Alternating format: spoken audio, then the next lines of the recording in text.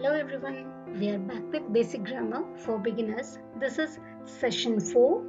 Today we'll be talking about pronouns. What are pronouns? It is a word which is used in place of a noun, or it is a word which is used instead of a noun. To make it more condensed, a pronoun is the replacement of a noun. There are 8 kinds of pronouns: personal pronouns, reflexive pronouns, emphatic pronouns or emphasizing pronouns, demonstrative pronouns, indefinite pronouns, distributive pronouns, relative pronouns, and interrogative pronouns. Today we'll be talking about personal pronouns. Personal pronouns are for living as well as non-living things. There are 3 kinds in this: first person, second person, and the third person. When I am speaking, it is first person. When I am speaking to someone, that person is the second person. When I am speaking to another person about someone else, that person becomes the third person. So let us see how it works. The person who is speaking is the first person. It can be singular or plural. How it works out? I'm planting a sapling. Here, the speaker is I. I'm the doer of the action. So, it is in first person. We are planting the saplings. It is not only I who is planting. Along with me, someone else is also planting the sapling. So, in plural, it is we. It comes under first person. Next, second person, it is you, who I am speaking to. Okay?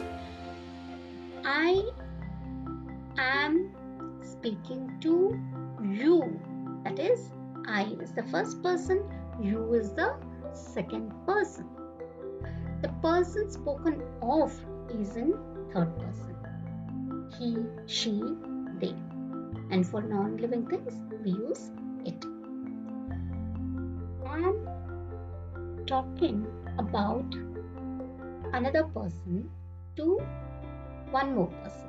So how it works?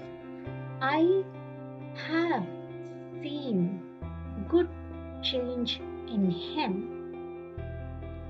So I'm talking to you about the changes in the other person. So first person, second person, and the third person have been used in such a way. Now there are forms in personal pronouns: first person, second person, third person. How these forms are used, let us see. There is a division: nominative case, possessive case, and accusative case. In nominative case, for singular we use I, and for plural we use we for nominative case. For possessive case, my and mine are used for singular, our and ours are used for plural. In accusative case, me in singular and mine in plural. In the second person, it is one and the same for singular and plural. For your understanding, I have made 2 columns here: nominative case you, possessive case yours, and accusative case you again. And the third person, there are divisions. You can see here singular and plural. Again, in singular we have masculine gender, feminine gender, and neuter gender. It carries a special word for each of these, and in plural for all genders it is one and the same. For nominative case, in masculine, for singular it is he. For nominative case feminine, for singular it is she. For nominative case in neuter gender, for singular it is it. For nominative case, for all the genders in plural it is they. For possessive case, for masculine it is his. For possessive case feminine it is her or hers in singular. And for possessive case For neuter gender, in singular it is its. In possessive case, for all the genders, in plural it is their or theirs. For accusative case, for masculine, in singular it is him. For feminine, in singular it is her. For accusative case, in neuter, in singular it is it. For all the genders, in plural, for accusative case is them. I hope this is clear. The three forms and the three persons. The usage of it. It is third person, it is in neuter gender, and how it is used. Have a look. For the things without life, we use it. I have bought this book, it is useful. So you can see here, I have bought this book. The book is useful. So instead of repeating the same word, we have used the personal pronoun, the third person of personal pronoun, it here. Since book is non-living thing, we have used it. For animals, when we don't intend to mention the gender, there also we can use it, but it in general sense, it is used for stray dog. Like when it is personalized, it becomes he or she. Dog is very loyal. We are talking in general sense, and it is kept as a pet by many. So it refers to dog here. We are talking in general sense. Rocky is my dog. He is very active. Now here I have given a name also. It denotes it is my dog, and I am calling he. That means I have the possession. It belongs to me. So can you see the difference here? It is used in general sense and he and she is used in personal sense.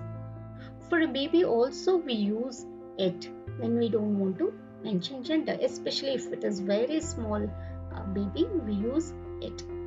Take care of your child. It should not fall sick. It refers to child here. To refer to some statement going before. He behaved rudely and he knows it. What he knows? He knows it. It what? Behaved rudely. If I put he behaved rudely and he knows he behaved rudely, it looks very awkward. It sounds very absurd. So for that reason, we replace the word with it. And it is also used as a subject for provisional and temporary purpose. Here, to find fault is easy is the sentence. We can also write the same sentence like this, is easy to find fault. But it doesn't make any sense without a subject. We need one subject here. So we have used a temporary subject, it here.